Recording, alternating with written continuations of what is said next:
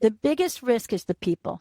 The more you can educate them, the butts in the seat, that's the risk. They're the ones clicking, they're the ones opening, they're the ones that are saying, oh, it's an email from, I know them, they would never, whatever,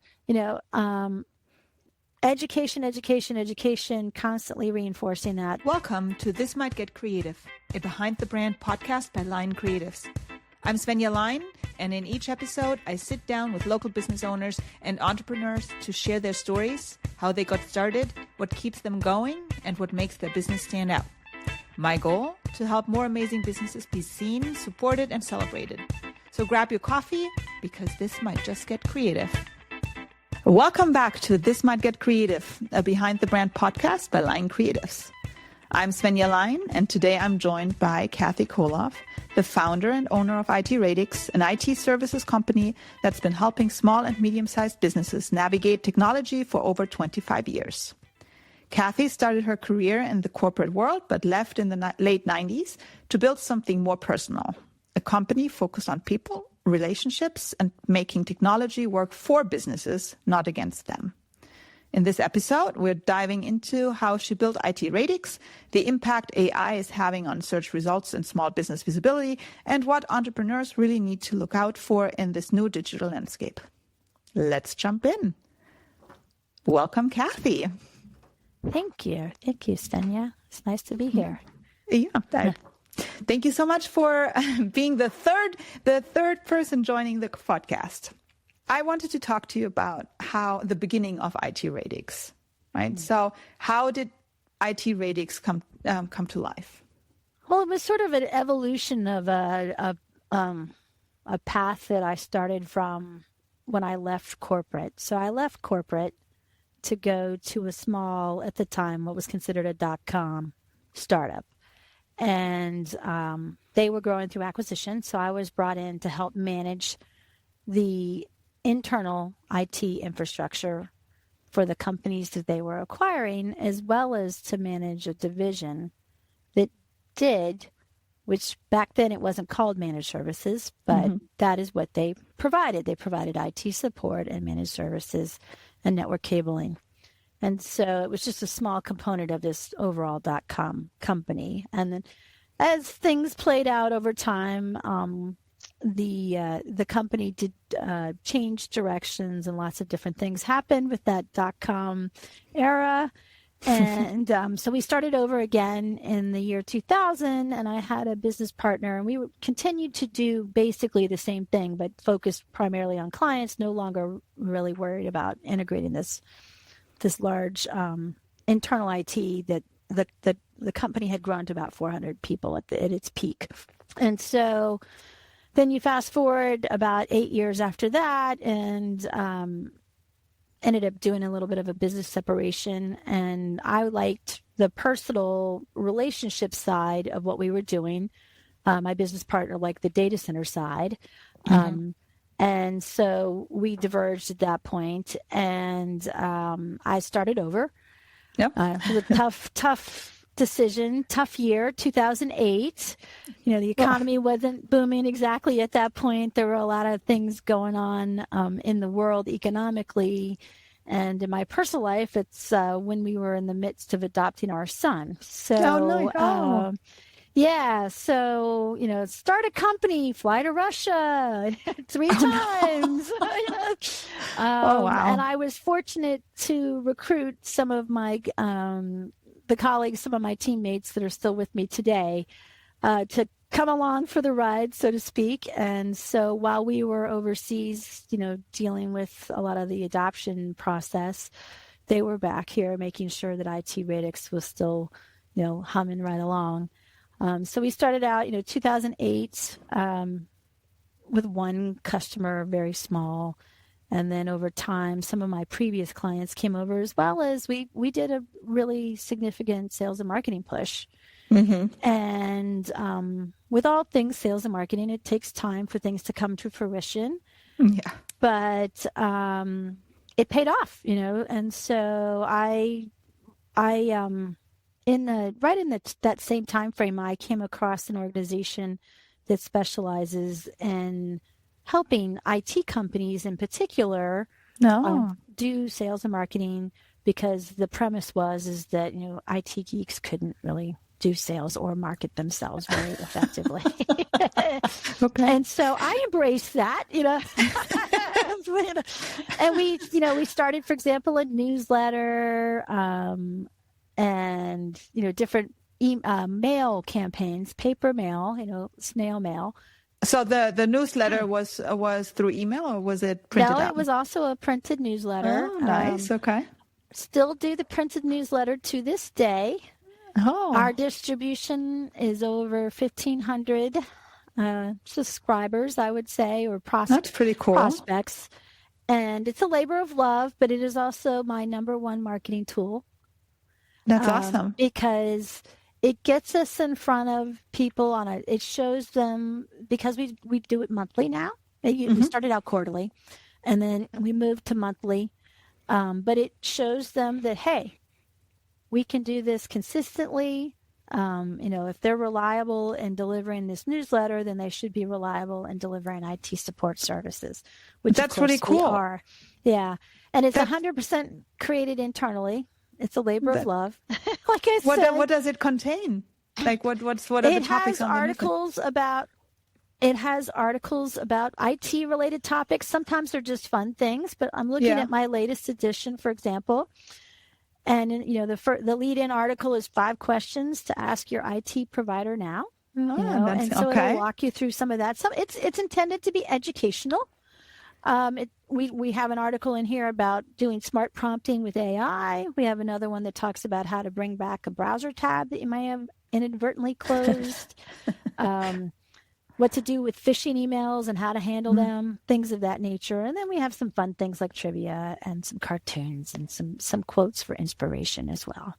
I really like that, because so many things, and we talked about this a little bit before we started the interview. There's so much, Yes. And I think if you print something out now and deliver it to the mail, it's different. It's different. That's right. Especially if it doesn't look like a I don't know, like a typical marketing piece, but it's like a newsletter. It's different. It is a newsletter. And, we started out, I think we had like 100 names of people that we thought, whether it was like, we sent it to all our clients, but we also sent it to prospective clients. And I have literally walked in on sales opportunities where the person has a stack of our newsletters on their desk and say, I've been getting your newsletter for years. We weren't ready then, but we're ready now. And you're one of the first places I called. Yeah. So that is so cool. And that's why I keep doing it. I will say, as the tree hugger in me, it pains me to print all the paper. It pains me, but as you said, now with just the number of touches that you have to, that you have in the sales and, in the sales prospecting process. And you never know which one is the one that the person's going to react to or resonate with. It might be an email. It might be a webinar that you did. It might be the newsletter. It might be, a referral from someone. But a podcast. That's right. You're right. And so it's not something I've ever done, but, in terms of my own podcast, but I have been on other podcasts as guests. But I think to me, it's just, it's multiple methods of reaching out and trying to always educate. That's the primary goal of, in particular, the newsletter it's intended to be an educational newsletter, not a salesy newsletter. And we get loads of positive feedback on it. So, fast forward since 2008 to now, what's that, like 17 years, I think? Yeah. It's a long time, It's been a long time, and it's a lot of, I can remember, I was actually reflecting on this over the summer. In the beginning, it was, myself and another person who worked for me, and she and I would print them. We would fold them. We would stuff them into envelopes. We would seal the envelope. We would put the stamps on the envelope. And, as the list grew, it took longer and longer to do that. And we still print it in-house. And we use a local school with children with disabilities to help us fold it and seal it and stamp it. And so it gives them something constructive to do, and it helps us, which is a great thing. And I love that aspect of it, is that, it is a way for us to give back to the community, because that's one of our core values of the company. Yeah. And so, so it's great. It's like I said, it's a labor of love in many ways. Yes. But I love that. I love it because I love designing PDFs and print material. And if you see it printed out, it's even more special. Right. It's because it's not just on the computer, That's right. You have That's it. Right. Yeah. You can fold it, you can stick it somewhere. That's right. And I will say, from a marketing standpoint, one of the things that I really believe is that, they put it on their desk and they say, I'm going to read that. And even if they never do, your logo, your company name, all of it is just sort of imprinting in their brain. And even if they end up ultimately throwing it in the circular file, which is the trash can, I do believe that there is some brand recognition that is going on, so that if I have somebody call, because that's the other piece of our marketing, is that I have a caller and she will reach out and she's just, hey, my name's Bonnie, who handles your IT. Sometimes they will recognize her name based on some of the things that we've sent through the mail. So it helps warm it up. Yes. I like that. So. I like that a lot. I really do. I really like that. Well, I'm glad you approve. Yeah. I do. I think I'm doing good marketing. I've been successful over the years. So anyway. Yes. Yeah. So, for anyone who hasn't heard of IT Radix, how would you describe what you do and who you help? Like, who's your ideal client? That's a good question. So I always struggle with how to say this where it doesn't sound boring. Yes. But, we are the help desk for small organizations that don't have one. So from an IT standpoint, so I can't get logged in. I can't print. This browser tab isn't working. I got this weird email and it seems a little hinky. What do I do with it?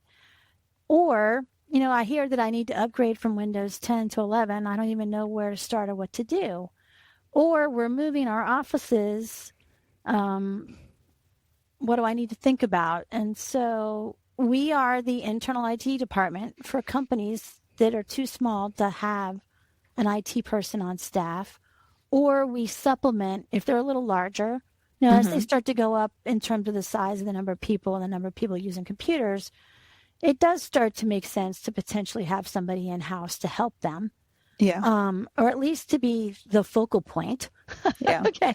And so depending on that person's knowledge base, we can work in tandem with them, or we can do all the heavy lifting for them. Or we're just working in parallel, where maybe we handle the server side or the more higher level back-end complex IT aspects. And they're handling the day-to-day user interface. Or sometimes it's flipped around. The person who's in the company really loves their business application and helping them through all of that, but doesn't want to deal with the users on a day-to-day basis. And so that's where we come in. We supplement that person. Yeah. And that is why I started IT Radix, is because, as I mentioned, IT has changed a lot over the years. And, it used to be that when I worked at Exxon, it was mainframes. Everything was mainframes. Punch cards that were on their way out, but they were still mainframes. And it was just a dumb terminal on your desk. And then Windows 3.1 came out. Timing is everything. I was lucky to be in, that's right when my career was launching in the IT space. And so Exxon, my division manager, wanted to be the first one in our local region to roll out a LAN. So he says, Cathy, you're new here, have at it. And they flew me out to, Microsoft, and I sat around a table with Steve Ballmer and a bunch of other Exxon bigwigs, and kind of said, this is what we want to do. And Exxon, one of the main priorities for them always, at least in the time that I was there, was security and controls. They were very big on security and controls. And that has served me so well throughout my entire career because, a small organization may not be able to afford the security measures and protections that a large enterprise like an Exxon would put in place. But that doesn't mean they don't need it. They still need it. They just need a solution that's scaled to fit them. And so especially as security and that, actually the bad guys, the hacking and so forth has increased, I have found that I'm leaning even more on the foundation that I got at Exxon in that realm as I move into smaller organizations and businesses. Most of our clients, we have a lot of not-for-profits. We have large property managers, distribution and logistics because we're near the ports. There's companies that are dealing a lot with that. Any kind of professional services organization that had, basically if their computer's down, they can't work. Those are the types of companies that we work with, along with some of the, small manufacturers that are here in our local New Jersey area. But it's fun, so I like it. So, but businesses, Go ahead. You touched base a little bit on what I wanted to know next is that so the client needs, they have evolved over time, and especially nowadays, with all the AI and all the these emails that we're getting and these AI opportunities, it's a little bit scary. And I have to say that I got some phishing emails and I almost fell into the trap, because now they even know how to spell, now it really sounds good with ChatGPT, and then it's like, well, that's weird. So I have to double and triple check 3 times. Do I really need to pay my Netflix subscription, or is that I don't know, did something happen? So, so let's talk a little bit about AI and how it's changing everything, and what kind of impact you're seeing in your industry right now. Yeah. So we've actually been the beneficiaries of AI for quite some time, because when you think about viruses, computer viruses and all of that, the way that the prevention, the virus scanning engines and so forth have become more effective is they've used AI to scan through what's going on in a machine and using signals and, things that AI has learned to identify them.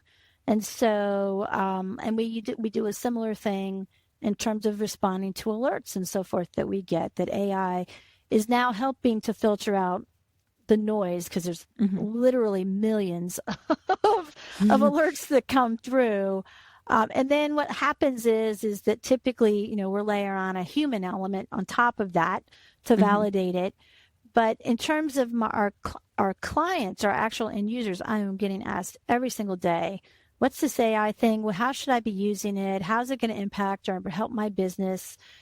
And I believe that it can definitely help pretty much every business that it's out there. And everyone's worried that it's going to replace somebody's job. What I like to say, it's going to help somebody do their job better. I agree. So as an example, we use AI ourselves. That we got a bill from one vendor, and it's a recurring bill. So we get one this month, we get one next month, we get one the following month. We're using AI to help us analyze those bills and identify the differences. And now you can focus in on, well, what changed? And does that make sense? And so now this is something that, I'm talking with our clients about, whether it's ChatGPT or Copilot, those are the 2 most common ones that we're working with clients on, is how can you use these AI tools to make you more effective or more efficient, and at the same time be secure? Because to your point, AI is, so if they even get one email that came from your organization, they can, for example, lift your signature. They can lift the contents of an existing email. So let's say that maybe you weren't compromised, but somebody you communicate with was. Now they've got that email chain. They know how you talk.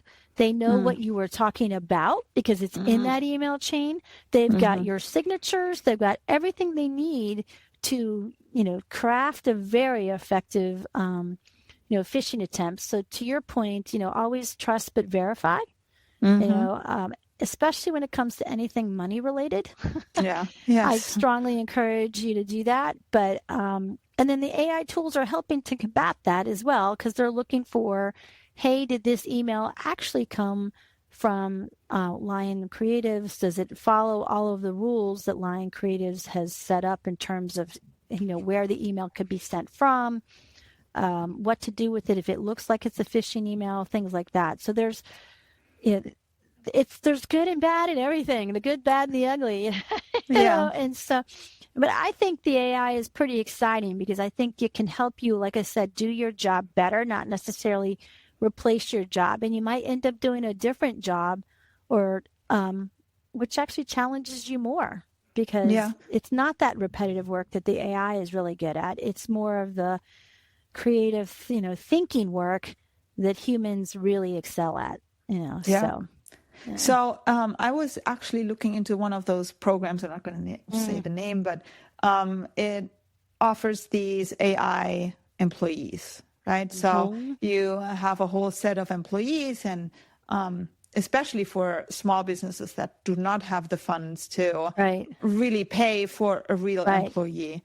And it's mostly like, organizing your emails and scheduling social posts and coming up with all the content that you need for social posts, because I don't think any human can create social posts for a whole year for every day. Like you just can't. So, but then on the other hand, I'm like, but then I tell these AI people so many things, like where does it go? Where does all this information? Because it's being stored somewhere. Sure. So depending on, that's why you want to vet what your, what AI tools you're using and read. Really, you really do need to read their, their terms of use and their privacy policies. I generally encourage our clients, if they're going to be doing any type of using some kind of an AI tool, to go ahead and invest in the licensed ones, because now now you've shifted some of that responsibility to the provider of the tool. So I'll just pick ChatGPT. If you use the free one versus the licensed, the paid one. Yes. If you use the free one, you are telling ChatGPT that you're okay with anything that you type in there or upload in there being used to train the public model, versus if you have the licensed one. Now they have some onus of, confidentiality pushed over to them. And so depending on what you're trying to do, because as an example, I know a lot of accounting firms, for example, are really embracing AI because if you think about it, it's repetitive, grab a bill, enter the bill, get the bill paid. Now, maybe somebody's choosing to approve the payment of the bill, but some of the mechanics of just getting it into the systems could be automated. But now they've got, real financial data about you or your organization, depending on, what the scope of the work that's being used. And so, as you're working with these, like your accountant or your providers, you should be asking, well, how are you using AI and how are you able to protect what you're putting in there? But so it's a big deal. I think it is changing, even what we do. Like I said, we're considering developing a bot to help answer some of the most frequently asked questions that come to our help desk and things of that nature. But truthfully, the types of questions we're getting these days are not that simple. They are more complex and therefore do need more of a human eye to resolving them. We're not, the simple questions, people have figured out how to answer themselves, so there's lots of tools that you can plug it in and then. That's correct. So we're usually, it's interesting because I do a lot of research in my industry to learn about what are the trends that are impacting my industry. And back in the day, I mean, even still to this day, a lot of the data is saying that, your employee, your staffing should be more, lower level staffing, handling those easy questions so that they can just, handle them and close them out, and then escalating it up the level for that classic 1, 2, 3 model where the, level ones handle some of the easier things to handle, escalate up. And we're finding that we just don't if we're not careful, we don't have enough work for the level 1 type person, because we aren't getting that many level 1 type questions anymore. Yeah. So we do have, but it becomes a challenge because now it's like, okay, well, the other thing I find interesting about AI is, let's just go back to what the accountants in terms of entering a bill and all of that. I believe that you still need to know the ramifications of what the AI is doing. So just real simple. If the AI is going to pull in the bill, it needs to be entered into the correct cost stack, Yes. And then understanding how that all, goes, the checks and the balances and so forth. So even though AI can make it easier for you, the person who's using the AI still needs to understand what's going on behind the scenes. Exactly. So there always has to be some kind of some human checking what this employee, AI employee or ChatGPT, whatever it is, because I did ask ChatGPT about this one business that's offering this. And then as a negative, ChatGPT put, well, you still have to verify. And I'm like, well, I would still verify. I would not just take it for granted what this AI person can, posting. Like, why would I not check it? So you always have to. I think it's interesting too, is that, so like, my husband and I, we watch these YouTube videos, and my husband's a car buff. And so there's a lot of YouTube videos out there about cars and manufacturing and this and that. And you can always tell currently, tell which ones are, the human generated versus the AI generated ones.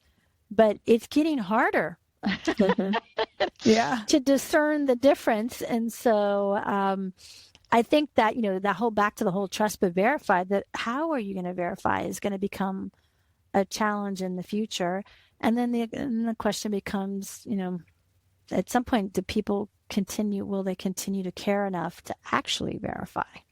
And that's the thing with all these videos on Instagram. And I don't know if you've seen those, but it's like, I don't know, it was a video about a raccoon, and there was a Halloween decoration, and then there was a raccoon and a bear, and the Halloween decoration started to talk, whatever. And the raccoon got scared and jumped up and scared the bear. And the bear was so scared that it jumped up and fell into the garage.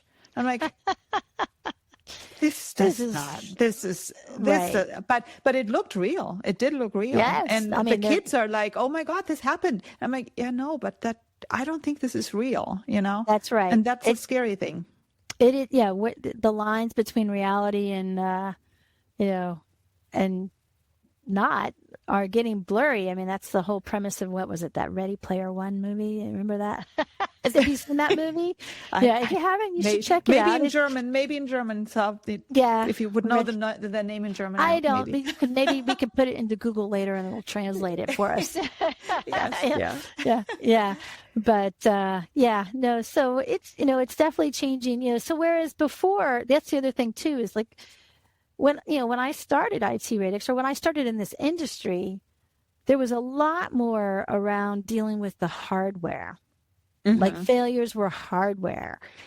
And as time has gotten, and that was never my thing. I was always the software. I like the software stuff, and in particular the back end servers and so forth. But I like using the software to help me do things more efficiently and more effectively. And so, but what I'm finding now is, as time has marched on, where we're seeing a lot of our issues are not in the hardware, but they're more in the usage of the software and how they interact and play with each other. And in the other area where we've seen a lot more sort of issues and activity is on the networking side, because everything is so interconnected now. It's become, it's, you know, it's definitely changing. So whereas before, that's the other thing too, is like when I started IT Radix, or when I started in this industry, there was a lot more around dealing with the hardware. Like failures were hardware. And as time has gotten, and that was never my thing. I was always the software. I like the software stuff, and in particular the back end servers and so forth. But I like using the software to help me do things more efficiently and more effectively. And so, but what I'm finding now is, as time has marched on, where we're seeing a lot of our issues are not in the hardware, but they're more in the usage of the software and how they interact and play with each other. And in the other area where we've seen a lot more sort of issues and activity is on the networking side, because everything is so interconnected now. it's changed, so the types of questions, like I said, the complexity of what we're getting asked has, in my opinion, has stepped up at least a notch, if not 2 notches above what it used to be. Yeah, I agree. So I agree. Yeah, especially when you then, I think back and, like my parents or my mom is asking question. I'm like, oh my God, Mom, why don't you know this? Yeah. And now it's like, actually, that's a valid question now. Yes, And I'll that's give you the right. answer. Yeah. Oh yeah, things have changed. So, since your team helps businesses with IT, so what are some of the biggest security mistakes you see small businesses making? Ooh, okay. So one of the ones, well, the first one is that I'm too small. They don't care about me. And that is a huge mistake because they do care about you because you are potentially a conduit to the bigger fish. So you're the minnow. Oh, no. But, and, so if they can use you to get inside, they will. And then the other thing I see is that if you want to be, so I have a number of clients that their clients are really quite large. And if they want to retain those clients, they have to play, they have to, have the same IT security and controls and infrastructure that the big guys do. And so, because it's being demanded of them if they want to continue to be a vendor. And, to them. So it's just sort of putting your head in the sand. That's the first mistake. That's mistake number one. Mistake number two is probably not emphasizing it enough and frequently. I think people get tired of it. And so I know I do. I'm so sick of talking about security. It's not even funny. But I know I have to, because when you stop talking about it, what you need to do is, change it up, tell a different, just constantly remind, just like you have to remind your kids to do things. Yes. It's the same.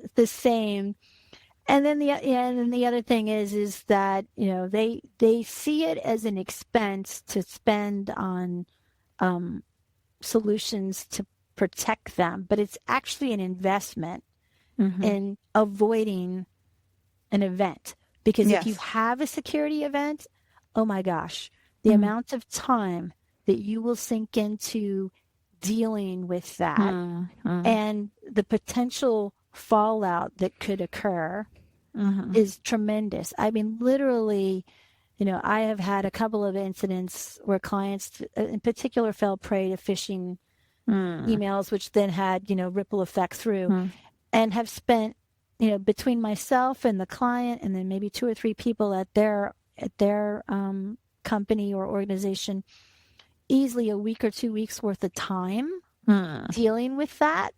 Now you do the math on that, the return on, on your time, you're getting nothing in return. And you've just spent, let's just say, 40, 80 hours worth of time dealing with this situation. Let's just pretend it's, $100 an hour. You could have paid for the security solution 10 times over. Yeah, that's true. That's true. So I think they always say, oh, it's an expense. You're the biggest expense. And I always like to say, yes, it's, to you, it's an expense. To me, it's an investment.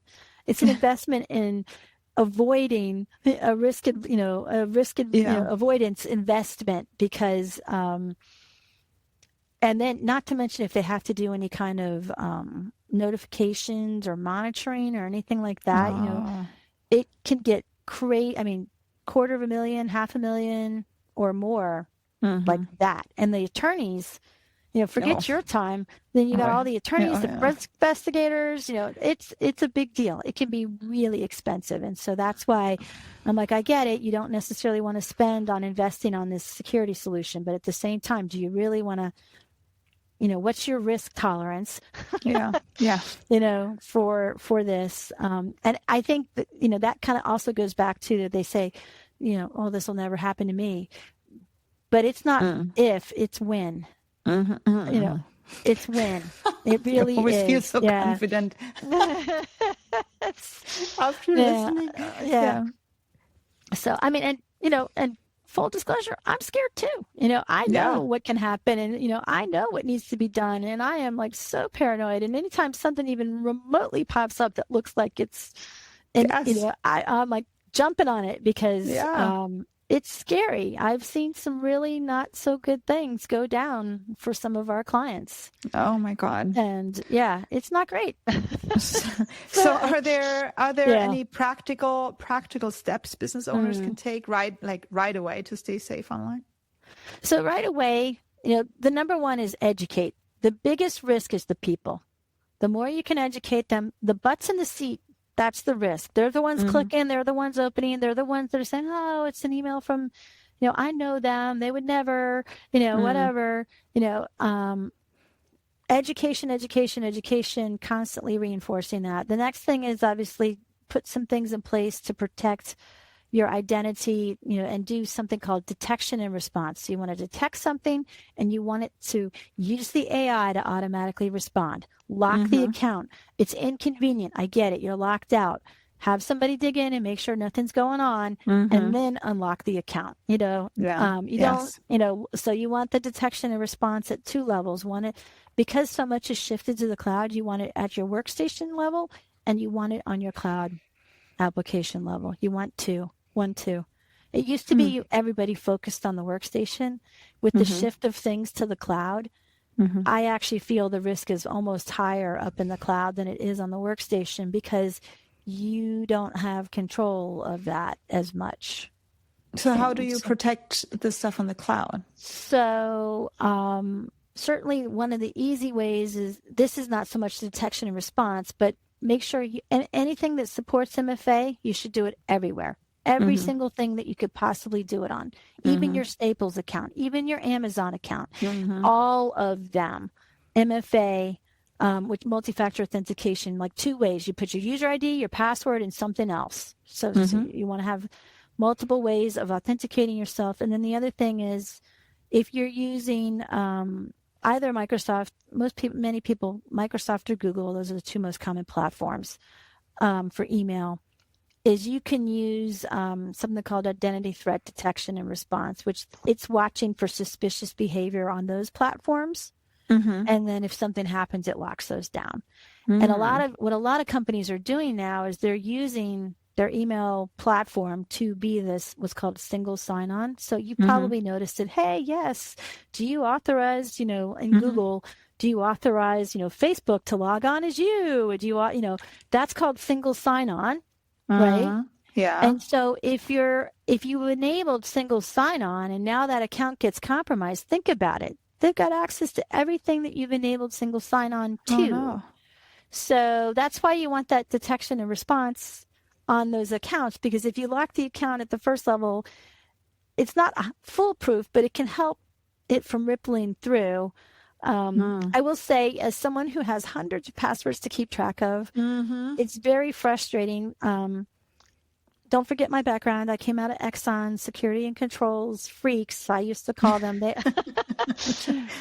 I like my silos. I don't do a lot of single sign-on personally. Users hate it. It is not convenient. It is lots of user IDs and passwords to keep track of. But the way we run our business here, even though I could single sign on a lot of things, I choose not to because it silos things. Yeah. So I would say pick your silos wisely. Keep your bank, don't separate from your credit card. Keep, or anything with money. Like I don't use single sign-on for Amazon, for example, because my credit card's stored in there. I don't do single sign-on for things that allow people to pay and spend my money without me logging into it and saying, okay, spend my money. So it's not as convenient. It's, America, our society in general, we like convenience. We want that easy button. I want to be able to sign into my, I have all the shopping accounts. I choose not to save my credit card for that reason. Okay, fine. I'll create my account, but you can't save my credit card. I'll type my credit card in every time. I don't, it's not as convenient, but I'll type it in every time. No, that makes sense. So. Yeah, but But like you said, it's not convenient. It's not convenient. To remember all those thousands of passwords, And that's what, a password manager can help you. Now it's it is a risk because now you've got all your passwords in one place. But if you're using MFA and the password manager, it can help mitigate that. I will say the one thing I, would like security to be is sort of like automatic. Like when you get in your car, most people automatically just put their seatbelt on. You want the security to kind of be automatic. But in some cases, you do want the people to think. Yes. Stop and think about what you're doing, and so anyway. No, absolutely. Those are some things that business, get that identity threat detection and response. Excuse me. That is like right now is one of my big hot buttons. Yeah. Yep. Absolutely. So, agree. Okay. So what's next for IT Radix? Anything new, exciting coming up? Well, we're actually, we're constantly, evaluating what's coming new on the security side, in terms of making sure that we've always got like that best of breed solution in place for our clients.